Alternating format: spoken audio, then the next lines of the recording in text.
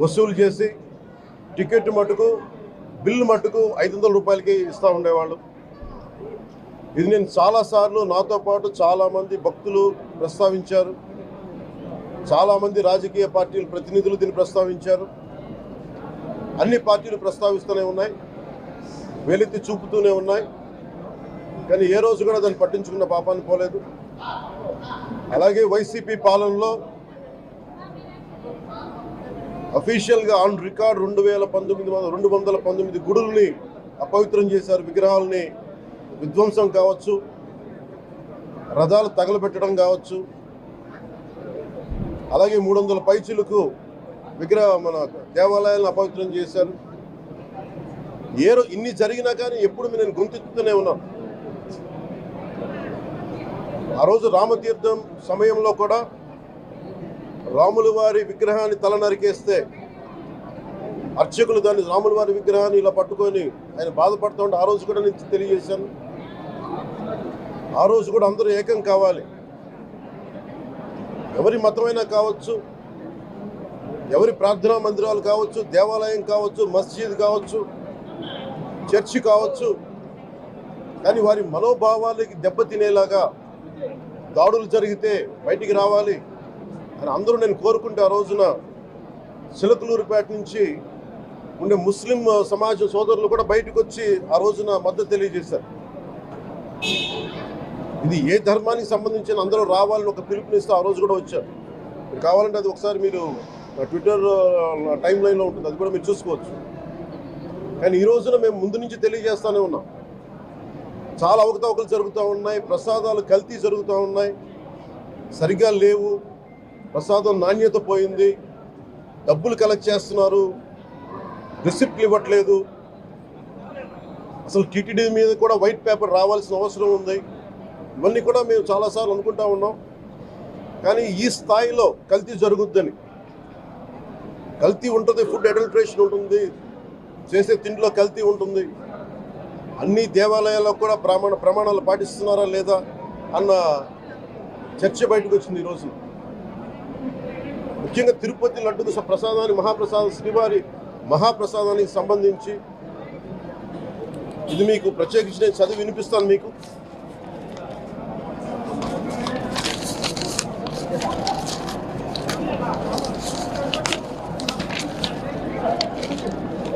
ఈ రిపోర్ట్ ప్రత్యేకించి centre for analysis and learning in livestock and food of the national dairy development board వారికి samples పంపిస్తే ఇది వాళ్ళు తెలియజేసింది స్టాండర్డ్ వాల్యూ లిమిట్స్ ఎలా ఉండాలి అని వాళ్ళు చెప్పారు. ఏం చెప్పారంటే pure milk fat shall have a reading between 95.68 to 104.32, but all the ghee samples had values around 20, which means the ghee is highly adulterated. దాని సబ్సిక్వెంట్ టేబుల్లో సహజంగా నెయ్యిలో కల్తీ వ్యాపారులు కల్తీ చేసేది ప్లాంట్ బేస్డ్ కల్తీ జరుగుతూ ఉంటుంది, అదే తప్పు. అలాంటిది దీంట్లో ప్రత్యేకించి తెలియజేస్తుంది సోయాబీన్ ఉంది, sunflower, olive oil, rapeseed, linseed, wheat germ, maize germ, cottonseed, coconut, palm ఆయిల్తో పాటు fish oil, beef tallow, lard. Fish oil మీకు తెలిసిందే, చేప నుంచి ఎక్స్ట్రాక్ట్ చేసిన నూనె. బీఫ్ టాలో అంటే మనకి పశువు సంబంధించిన కొవ్వు. అలాగే లాడ్ అంటే మన పందికి సంబంధించిన కొవ్వుని. ఇవి ఎక్కువ ఉన్నాయి. ఈ దారుణం ఏంటంటే శతాబ్దాలుగా పోరాటం చేస్తున్నారు అయోధ్య రామ మందిరం కోసం. దానికి కూడా వీళ్ళు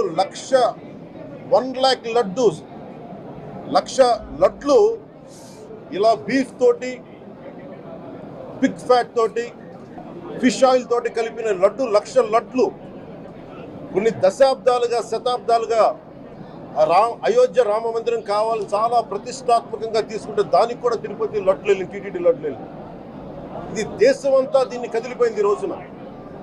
ఇలాంటి అపవిత్రం జరిగింది. దీని గురించి ప్రస్తావిస్తే రిపోర్ట్లు బయటకు వస్తాయి. వైసీపీ నాయకత్వం కానీ ఇది రాజకీయ లబ్ధి కోసం చేస్తున్నారని ఒక మాట మాట్లాడుతూ ఉన్నారు.